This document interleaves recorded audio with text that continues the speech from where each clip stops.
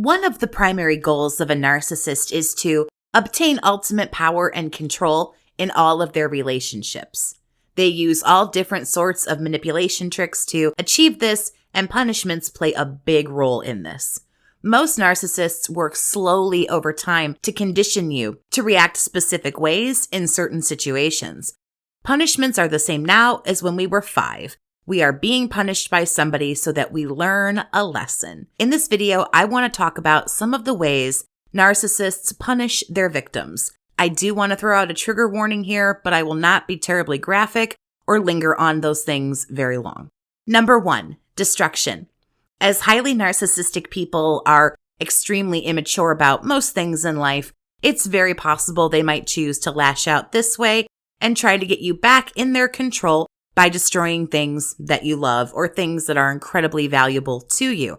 They might throw things and break them, or throw things away that you love, things that you treasure. It's the good old tire slashing, window breaking behavior that's extremely juvenile, passive aggressive, and very petty. And this is a very effective scare tactic that gets victims back in line when the narcissist needs that to happen.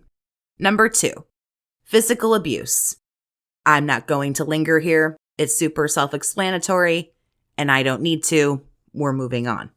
Number 3, the silent treatment. This, I believe, is the most common form of punishment. I have videos on this, as does every other YouTuber in my niche. They have them as well. It's very classically narcissistic. The silent treatment is meant to cause panic and alarm and scare people into trying to reach out to the narcissist, having that fear that the narcissist is never going to return, the relationship is over, that's it, things are done.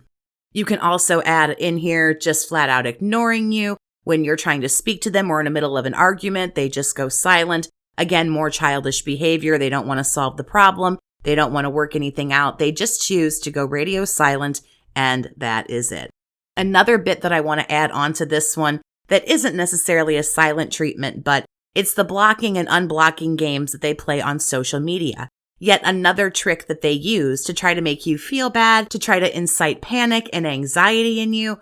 We don't know where they are or what they're doing or if they're going to come back. They're making it very clear that we don't deserve to have access to them at this time, and it can be very nerve-wracking. Silent treatments also tend to ramp up over time. It might start out as just a few hours of silence, but as you spend more time with this person and weeks, months, maybe years go by, the person will ignore you and stay silent and give you the silent treatment for sometimes multiple weeks at a time.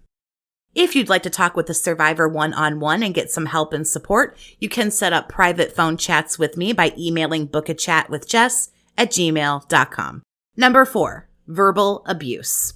On the flip side, we go from silence to very verbal punishments, and this can be seen in the narcissists that have more overt characteristics. This has a lot to do with threats. If you don't do something, if you don't behave this certain way, then you're told there's going to be more drastic consequences. I'll walk away if you don't stop bringing up this topic. I don't want to hear about my cheating. Just shut up. Yes, I lied to you. Get over it. We're moving on. If you don't stop, I'm going to do this. Naturally, insults are going to be added in here as well. You'll be put down excessively and overall told that you suck, among other things. It's really important for a narcissist, really, really important. They have to try to break you down. They have to try to break and crush your spirit and your soul. When you're feeling defeated and worthless, you're more likely to conform. You're more likely to be controlled. It's easier to control you. And you are actually less likely to leave because your self-esteem is shot and has taken such a dive.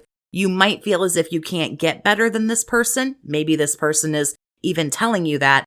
And sometimes that can be mixed with you feel as if you don't deserve anything better than this.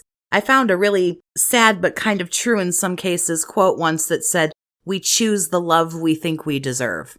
And I think that speaks volumes with just one little sentence. And that can be quite true. Most people do experience some kind of verbal abuse. That's a lot of what the devaluing is all about and lowering your self-esteem. So this one is also probably right up there with the silent treatment as far as how common it actually is. Number 5, gaslighting. If they aren't going radio silent or throwing things against the wall or putting you down, don't forget, they can always just blame it all on you. I want to talk about a few things here and incorporate a couple of things in here, but gaslighting is definitely first. Gaslighting is done to get you to become very confused. They need you, like I just said, to be confused and weak and not understand what's happening, not feel as if you have the power to fix it or change it. Another one that I want to add here is projection.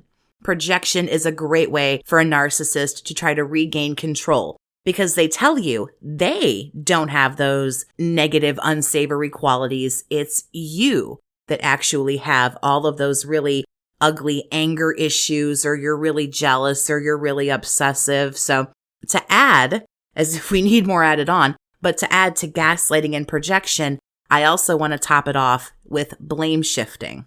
It becomes a nice little trio all used together to tell you that you have issues, you have problems, it's all your fault because you're crazy, you're bipolar, you need help, what's your problem, you're making a big deal out of things, and that's because you're so sensitive along with you being crazy. You have anger problems, you're stupid.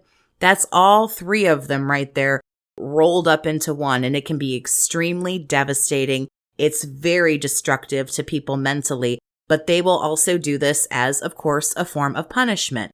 But to that point, I want to say, in all fairness, when you're dealing with somebody with a personality disorder or they're just highly toxic, anything that somebody who's highly narcissistic does or says can really be considered punishment as far as I'm concerned after that small time in the love bombing stage of the relationship at the very beginning.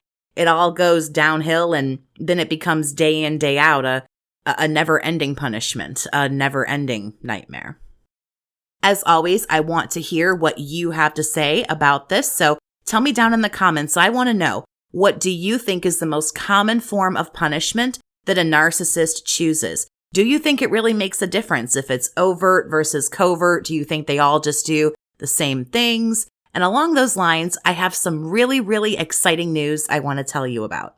I have dozens of members in my Survivors Army, and some of you have been supporting me for years, and I want to say thank you so much. Joining and becoming a member of the Survivors Army is a monthly form of monetary support for my channel, and it helps and allows me to do this full time, which I've been doing for 3 years.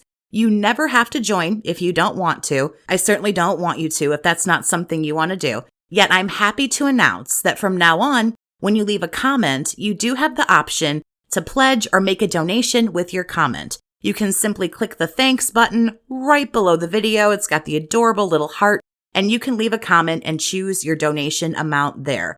Again, that's also not something you have to do. You are always going to be able to watch all of my videos for free. Every single one of my, I don't know at this point, 200 and something videos you have access to. There's nothing special you have to do, but I do want to thank everyone who has been helping me and supporting me again for 3 years. You are literally why I get to do this and be so passionate about it and do it as my full-time career. All of the support, I'll be honest, even just the tens of thousands of people who have hit the subscribe button, I just never say thank you enough for what you have done for me. It really means the world. Doing this has completely changed my life and been doing it for over 3 years now and absolutely no sign of stopping. So if you'd like to join the Survivors Army, we'd love to have you. If you want to leave a donation with your comment, free to do that too. If not, that's okay. Just make sure you keep listening. And on that note, thank you so much for listening. Have a great day, Survivor, and take care of yourself.